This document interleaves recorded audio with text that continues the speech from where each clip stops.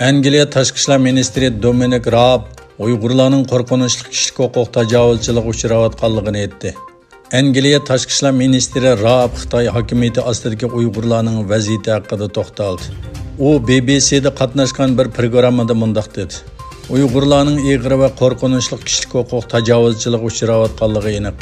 Bu sababdan Janvada 27 davlat birlikda Xitoyni Uyg'urlar va Hong Kongliklarga qilayotgan dafsandichiligini to'xtatishga chaqirdik.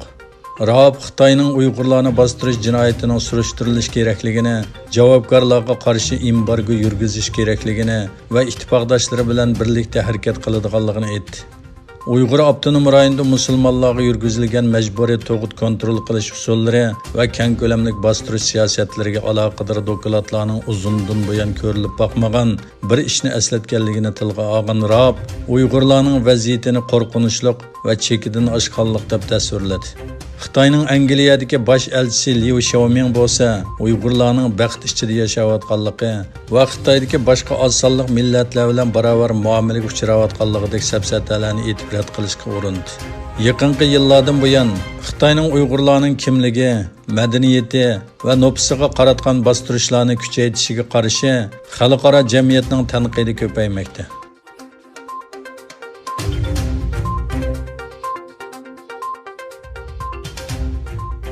Sharq Turkiston davosining samimiy qo'llovchilaridan biri bo'lgan Buyuk Birlik partiyasining raisi Mustafa Dastichi apandi qiyinchilikda qolganlarga yordam berish e'tiqodimizda, madaniyatimizda va tariximizda bor dedi. Bir ziyorat programmasida siz Turkiya Sharq Turkiston masalasiga yetarli ahamiyat beryaptimi degan savolga qarata Mustafa Dastichi mundaq deb javob berdi. Turkiyaning inkosi yetarlikmi? Yo'q, yetarlik emas. Biraylan undaqda nima qilishimiz kerak? Xitoyga qarshi urushimizmi dedi. Urushimiz, zarur bo'lsa urushimiz.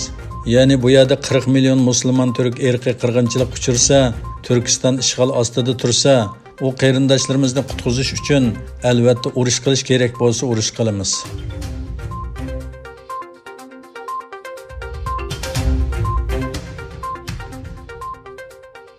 Yaponiya hukumati Xitoy Hong Kongda talash tortishlik davlat bexatarlik qonunini yo'lga qo'ygandan keyin muhim bir qaror chiqadi.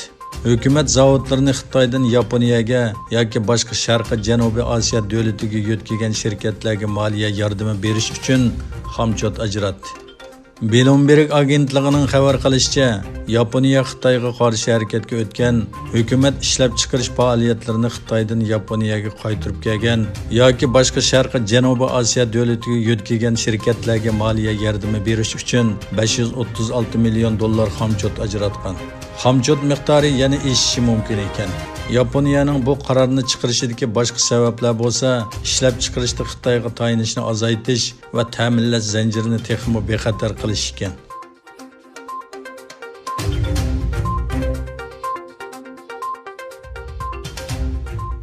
Isroiliya bosh ministri Benyamin Netanyahu haqida parxo'rlik, soxtapazlik va huquqidan qalaymaqon foydalanish ayblashlari bilan echilgan sheriklik davosida ikkinchi sud ochildi.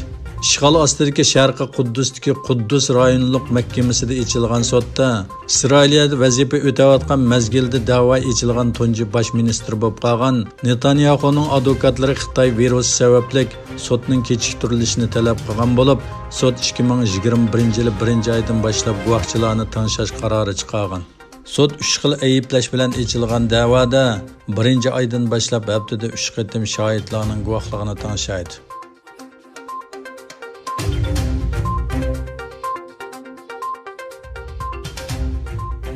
Germaniya, Fransiya va Italiya rahbarlari o'rtaq bayonot e'lon qilib, Liviyadagi urushga aralashgan va bu davlatga qurol avatgan davlatlarga qarshi embargo qarori chiqarish mumkinligini uqtirdi. Yevropa ittifoqi boshliqlar yig'iniga qatnashish uchun Berosiliga kelgan Germaniya bosh ministri Merkel, Fransiya prezidenti Macron va Italiya bosh ministri Conte Liviya vaziyati haqida 3 taraf yig'in o'tkazdi. Yig'indan keyin e'lon qilingan xulosa dokladida Liviyadagi ishki urushga aralashgan tashqi kuchlarga qarata Liviyaga yurgizilgan qurol embargosi dengiz, quruqliq va havoda xiloflik qilish davomlashsa, embargo yurgizish tanlashini qo'llanamiz deyildi.